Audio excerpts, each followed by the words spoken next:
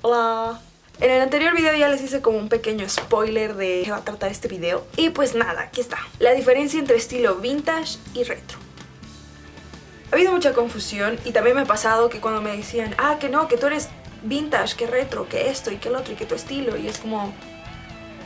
¿qué soy? ¿Quién soy? Así que no pude más con mi vida y me puse a investigar al respecto de... a ver, ¿qué es estilo retro? ¿Qué es estilo vintage?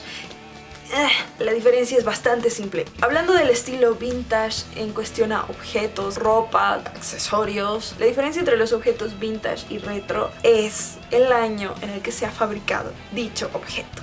Es decir, que engloba a todos los objetos, la ropa, que han sido fabricados en esos años, en los 60s, en los 70. En cambio, los objetos, la ropa y los accesorios con estilo retro son cosas que han sido creadas en esta época, pero que tienen la estética de esos años, de esas décadas. ¡Ore! Ya vino a invadir, quiere ser popular.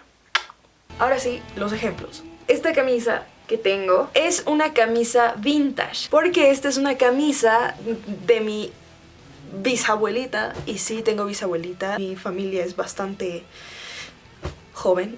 Esta es una camisa vintage porque ha sido creada y es de la época de esos años de juventud de mi abuela. Otro ejemplo, esta falda de acá de cuadritos es también una falda vintage. Ha sido fabricada en esa época. Bueno, pues tiene el color y la textura de una prenda de esos años. En cambio, esta chaqueta que tengo aquí es una prenda retro, porque esta prenda ha sido fabricada en esta época, pero tiene una personalidad bastante característica de años atrás. Es decir, la textura, el color de la chaqueta, los diseños que tiene, por ejemplo, esta, son elementos y tienen pues una estética bastante de años pasados. Lo mismo pasa con los accesorios, los objetos de decoración de interiores y en general. Por eso es que normalmente en las tiendas de antigüedades los accesorios y los elementos vintage como tal suelen costar un poco más caro que los retro, porque los objetos pues vintage es algo que ha perdurado en el tiempo. En cambio, los retro tienen esa estética, pero son hechos con materiales de la actualidad. Y así con todas las cosas que tengan: lámparas, maletines, muebles.